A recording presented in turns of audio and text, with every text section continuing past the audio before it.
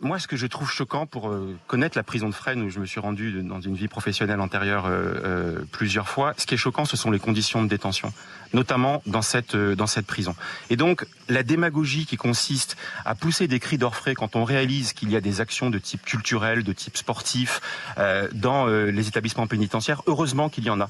Il y a aussi des personnes qui sont soignées, il y a des personnes qui sont formées, il y a des personnes qui travaillent, pas toujours dans des conditions faciles.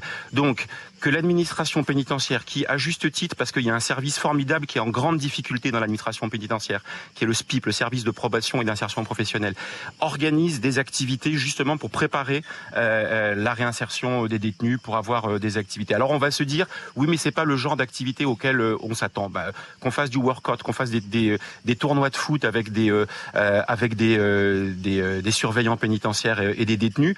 Là, c'est la nature de l'activité qui choque, alors qu'elle a été validée. Je trouve que tout ça frise la démagogie et ça flatte les mauvais instincts. Je le dis, et c'est pas un hasard si c'est la fachosphère et l'extrême droite qui est beaucoup montée au créneau. Je préférerais, si on s'intéresse à la question pénitentiaire, qu'on se dise mais comment peut-on encore accepter en France d'avoir un taux de surpopulation carcérale de 120 ou de 130%?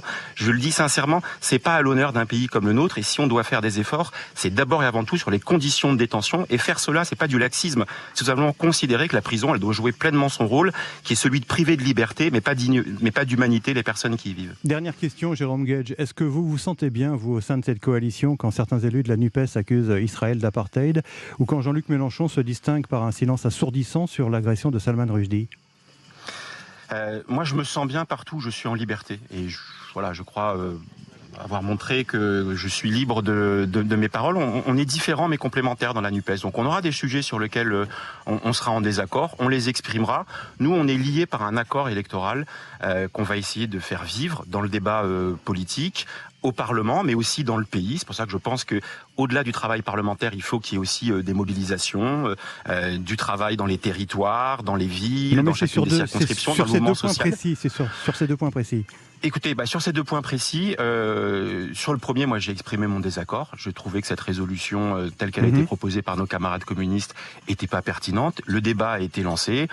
Certains d'entre nous ont pris position. Je l'ai fait. Je pense que c'est contre-productif, que c'est même dangereux d'aller sur ce terrain-là. On aura des désaccords, on les connaît, notamment sur les questions internationales. Moi, je suis attaché au respect des libertés individuelles, au respect de la démocratie. Et quand on aura des expressions ou des silences qui apparaîtront problématiques, on n'hésitera pas à le dire. Je veux dire, personne n'est soumis à personne dans cet accord. Merci. Et ceux qui ont des positions les exprimeront. Et moi, je continuerai à le faire avec mes camarades socialistes.